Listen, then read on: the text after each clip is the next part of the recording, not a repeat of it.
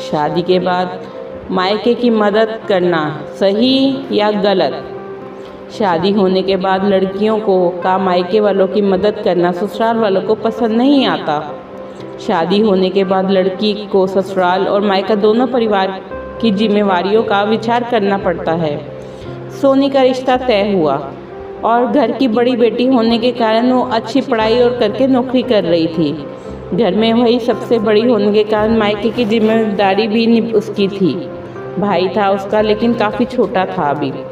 उसके माँ बाप के लिए इतने बच्चों की पढ़ाई और घर चलाना मतलब आसान नहीं था। उसके पिताजी प्राइवेट जॉब करते थे और माँ भी घर के काम करके जितना हो सके उसने काम करके अपनी घर की मदद करती थी। सोनी की शादी तय करने का वक्त आया, तभी उसके 2 बहनें और भाई पढ़ रहे थे। उसकी शादी महेश के साथ तय हुई। तभी उसने स्पष्ट बताया कि शादी होने के बाद भी मुझे मायके की थोड़ी आर्थिक मदद करनी पड़ेगी। छोटे भाइयों की पढ़ाई होना भी बाकी है और पिताजी भी बहुत बीमार रहते हैं। उनका भी हॉस्पिटल और दवाइयों का खर्चा करना इतना आसान बात नहीं है। सोनी थी तब तक माँ पिताजी को टेंशन नहीं थी। वह मन से करती थी, सब कुछ उसे पता था हालातों के बारे में। उसके भाई बहन अपने पैरों पर खड़े हों और उनकी पढ़ाई भी हो जाए, सारी समस्याएं, पर तब तक मुझे भी मदद करनी चाहिए, इसीलिए वह जिम्मेदारी निभा रही थी। सोनी ने शादी के पहले ही महेश और उसके परिवार के लोगों से यह बात क्लियर कर दी थी। तब भी ससुराल वालों ने कहा कि हमें कोई एतराज़ नहीं है कि तुम नौकरी करती हो और उसे तुम अपने मायके वालों की मदद कर सकती हो। महेश ने तो बोला कि सोनी मैं भी तुम्हारे साथ हूँ, तुम नौकरी करके मायके वालों की मदद कर सकती हो। मेरी तरफ से भी कोई एतराज़ नहीं है, कभी लगे तो मैं भी तुम्हारे भाइयों को और मायके वालों की मदद करूँगा, यह मेरा भी कर्तव्य है। हमारी दोनों फैमिलियाँ शादी के बाद मेरे लिए समान होंगी, ऐसे में दोनों परिवार की जिम्मेदारी निभाना मेरी भी होगी, तुम टेंशन मत लो। महेश के ये बोल सोनी को बहुत अच्छे लगे। मेरे होने वाले पति की सोच इतनी अच्छी है, इतना सोचते हैं मेरे मायके के लोगों के लिए। वह भावुक हो गई उनके विचार सुन के। थोड़े दिन बाद उनकी सगाई हो गई। सोनी के मायके वालों ने सोनी की शादी सभी की उपस्थिति में की। हमारी बेटी को इतना अच्छा जीवन साथी मिला, यह देखकर सोनी के पिताजी बहुत खुश हो गए। सोनी ने शादी के पहले ही घर वालों को महेश के विचार बता दिए थे। उस वजह से घर वालों को लगता था कि सोनी महेश के साथ सुखी संसार कर रह सकती है। उसके ससुराल वाले भी बहुत अच्छे हैं। शादी होने के बाद सोनी घर और नौकरी की जिम्मेदारी अच्छे से निभा रही थी। इतना ही नहीं, महेश के आने जाने वाले मेहमानों की भी आदर सम्मान अच्छे से करती थी। वह एक जिम्मेदारी से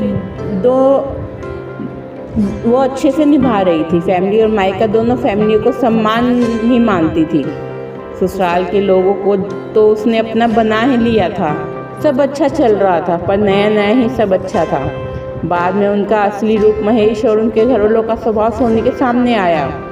वह कहावत है ना, हाथी के दांत खाने के अलग और दिखाने के अलग होते हैं, ऐसे लोग थे वह। सोनी ससुराल वालों को भी पैसे देती थी, बचत भी करती थी, खर्च भी करती थी। उसे भी समझ थी कि अपना ही घर है यह। उसे सभी बातों की और जिम्मेदारियों का एहसास था, इसीलिए खुद पर पैसे खर्च नहीं करती थी।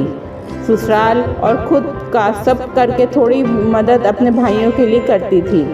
उनकी पढ़ाई चालू थी, पढ़ाई मतलब थोड़े पैसे तो चाहिए ही ना, पर यह महेश को भी पसंद नहीं था और उसके मायके वालों को सोनी मदद करती थी, इसलिए महेश चिल्लाता था। ये वही आदमी था जिसने खुद ने शादी के पहले बोला था कि वक्त आने पर मैं भी मदद करूंगा। उसकी मदद की अपेक्षा सोनी को नहीं थी।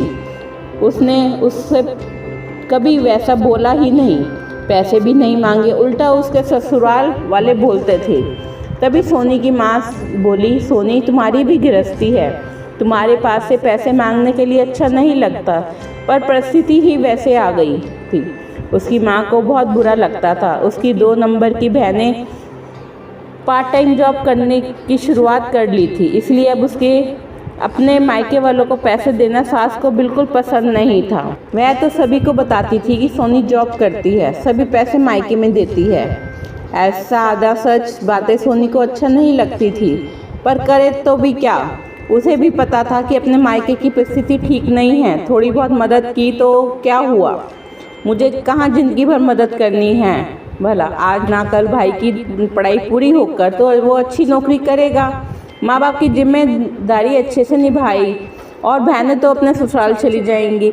ऐसा सोनी उसके मन को समझा रही थी। वो किसी भी प्रकार की नेगेटिव बातों को भी विचार ना करते हुए सिर्फ दोनों फैमिलियों का भला चाहती थी। इतना ही नहीं, सोनी महेश के माता पिता का हॉस्पिटल और मेडिसिन का खर्चा उठाती थी। महेश तो कभी भी नहीं पूछता था, वह सोनी ही देखती थी।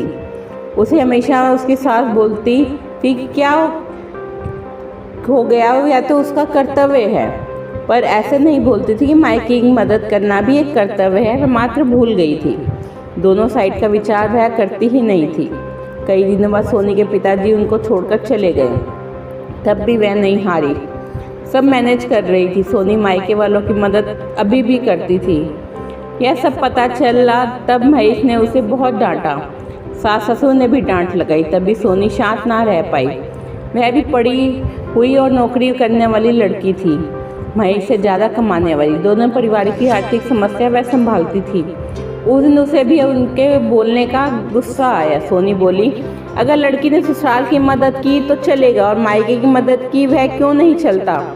ऐसा क्यों? मेरे मायके वाले हमें मदद नहीं कर मत करो ऐसा बोलते हैं क्योंकि वह मेरे गृहस्थी का विचार करते हैं।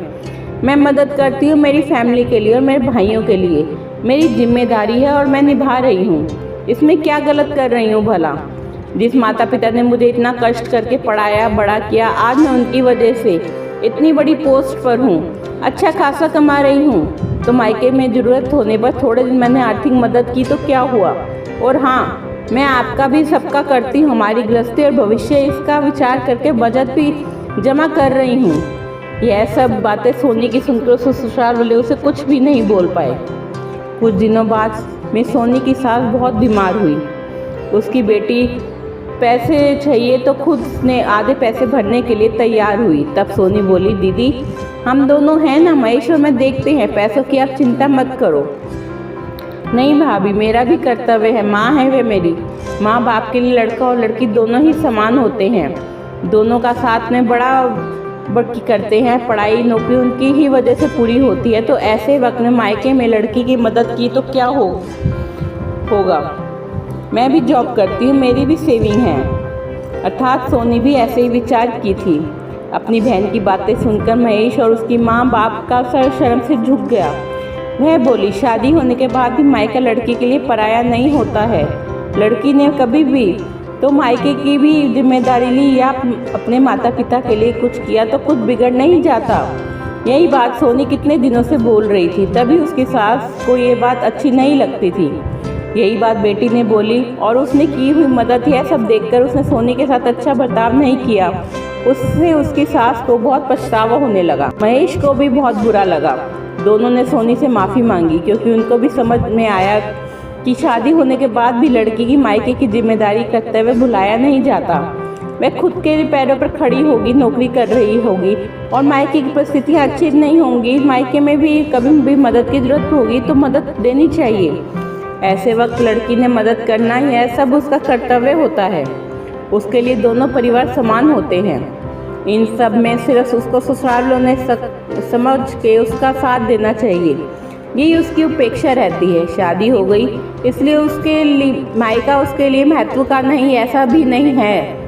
लड़की की ससुराल के प्रति जिम्मेदारी होती है, वैसे ही मायके की जिम्मेदारी भी होती है। दोस्तों, मायका और ससुराल दोनों एक समान होते हैं। यह संदेश देने वाली कहानी आपको पसंद आए तो चैनल को लाइक एंड सब्सक्राइब जरूर करें।